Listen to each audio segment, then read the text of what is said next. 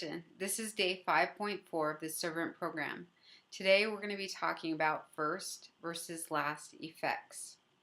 So we experience first and last effects when we engage in desire obtainment processes. General first effects are from a general first cause, and his intent is to deceive. His purpose for deception is to entrap us into a relationship where we are forced to sacrifice first for him continuously. Are you currently being forced to sacrifice first for a first cause?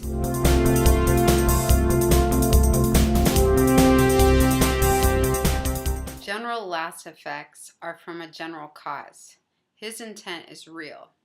It is to help us obtain our desires, both general and specific. His purpose is to assist us with establishing relationships of sustainable joy, where both members, specifically and voluntarily, sacrifice first for each other in balance continuously. Are you currently in a relationship where sacrificing first for the other person is a complete and utter joy?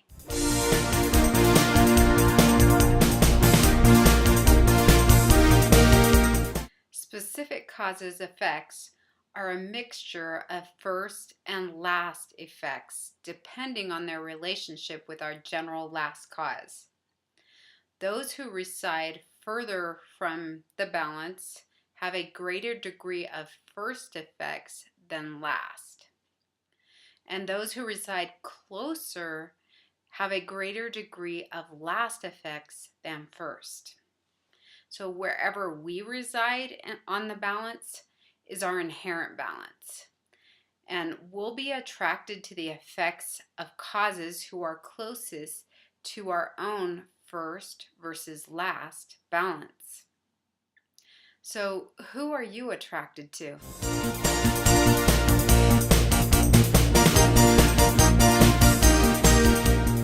We have effect sensors in our physical body which sense the different physical forms of energy. Our eyes sense light, our ears sense sound, and our nose senses smells. Generally, our spiritual effect sensors sense joy and sorrow. More specifically, they are able to sense the difference between first and last causes by their effects. Since each cause resides at a different balance, we can sense this range if we keep our effect sensors fit and sensitive. Because each of our inherent balances is different, what we sense may be different from what another senses. So what is the current state of your effect sensors? Are you developing their sensitivity to first or last effects?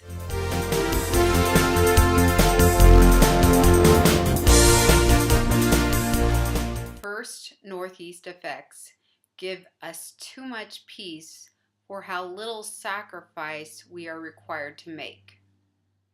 This is more common than we think. For example, it's done in foods all the time. When the bulk of the nutritional content is separated out in order to maximize taste. When we consume these kinds of effects on a regular basis, we will come to expect them as the normal level of peace we should receive despite our northeast process. If we find that we desire to experience first northeast effects, it signifies that we have a great capacity to receive. And so developing our relationship with our general last cause is crucial to our long-term health and sustainable joy.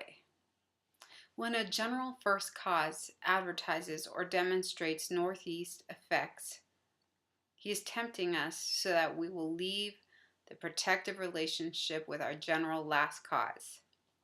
And that's the only way he's going to get any advantage over us. If we partake of these effects, our effect sensors will eventually become numb to our general last causes effects.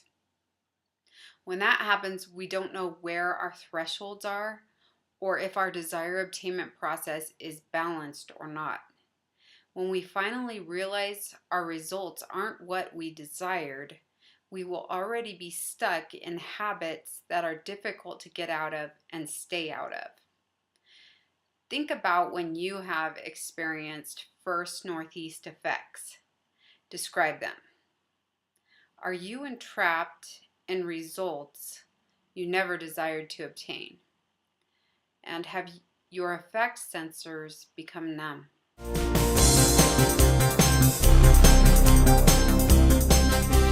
First northwest effects return too much energy for the little ability we have to sacrifice. We seek to engage in sacrifice processes for which we have not taken the time to prepare. This is when we run faster or longer than we have strength. Physically, we sustain injuries. We love the rush of the moment, but end up paying too heavy a price afterwards. When we live for these kinds of adrenaline rush effects on a regular basis, we will come to see the northwest process as balanced even though we sustain injuries when we engage in them. We seek after these effects if we love adventures. They are the fear factor effects: exciting, daring, dangerous. When we go out in search of death-defying acts done for no other reason than to experience that adrenaline high, we experience first northwest effects. We actually enjoy putting our life on the line. If we find that we desire to experience first northwest effects, it signifies that we have a great capacity to sacrifice, a great desire to sacrifice. And so we need to develop that ability over time. Identifying opportunities to sacrifice that are within our threshold or within our strengthening threshold is crucial to our long-term health and sustainable joy, and to the very effectiveness of our sacrifice. If we neglect engaging in real sacrifices for the real people around us, and instead spend our time indulging in low nutrition, high taste, first northeast effects, we will need to compensate somehow. We can only experience the energy effect when we engage in sacrifice processes. If we don't choose to identify and engage in the balanced sacrifice process, we will be forced to engage in first northwest processes to experience the surges of energy we inherently crave. When a general first cause praises or hypes our northwest process, he is deceptively guiding us to depart from the protective relationship with our general last cause. If we allow our process to be guided by such hype, our effect sensors will eventually become scattered. When that happens, we don't know where our thresholds are or if our desire obtainment processes are balanced or not. And then when we finally realize our results aren't what we desired, again, we'll already be stuck in habits that are difficult to get out of and to stay out of.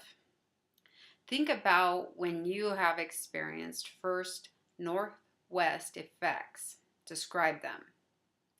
Are you entrapped in results that you never desired to obtain? And have your effect sensors become scattered?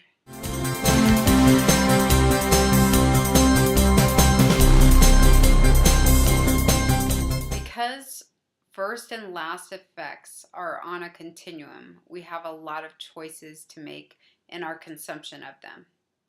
For example, it's not expedient that we have zero taste in the foods that we eat.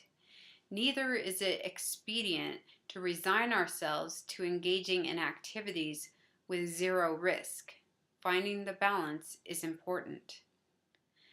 The same is true in other types of effects we experience and in the relationships we have with specific causes.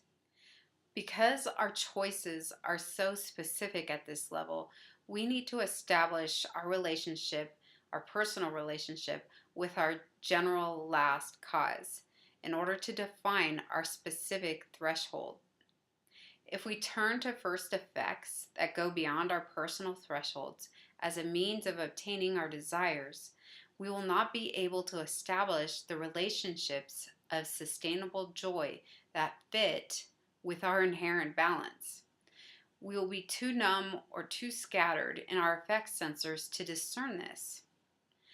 Thus, with the purpose of preventing our effect sensors from becoming numb or scattered, a general last cause will allow us to experience incremental levels of fear and depression when we go beyond our thresholds. Because our inherent balances are so individual, we need to be the one to detect our personal threshold. Our general last causes standard is set. We define ourselves by how we experience it and how we respond to it. If we are partaking of first effects that are beyond our thresholds, they may feel really good in the moment. This usually masks our decrease in general joy. But as first effects wear off, we will sense the overarching loss. We will then experience the last effects of fear or depression given our position beyond our thresholds. If we keep reaching for first effects to quench that hunger and reduce our stress, the resultant conflict will only perpetuate. The reason our general cause allows us to experience these effects and after effects is because he wants to give us the choice. Which effect do we prefer? Are we intelligent enough to evaluate the results of our experiments with them? Yes, first effects are very pleasurable in the moment, but what about their results? What about the last results we desire to obtain? Do the effects you are consuming feel really good in the moment, but have very little ability to sustain your desired level of joy? When partaking of effects, do you recognize you are actively choosing your level of first versus last causes?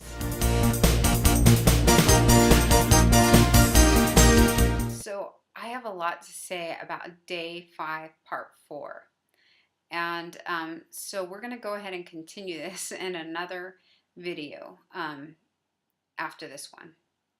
So the reason why I can't summarize it into very succinct way of saying it is because we're getting into deeper levels now. And it's just a little bit harder for me to summarize because I'm still learning myself on this. I'm still trying to grasp all the concepts and apply them to my life as we go. And I've learned it before, and but it's just a refining process as I'm required to teach it in this manner. If I ever get long-winded or if I repeat myself, please forgive me. I think that I'm hoping that the repetition will also help you. I've already recognized that in this, in day 5.4, I am repeating myself a few times. But I think that's necessary, and I think it's good and helpful. So hopefully you think that also. So we'll continue this on the next video. That'll be day 5.4, part B.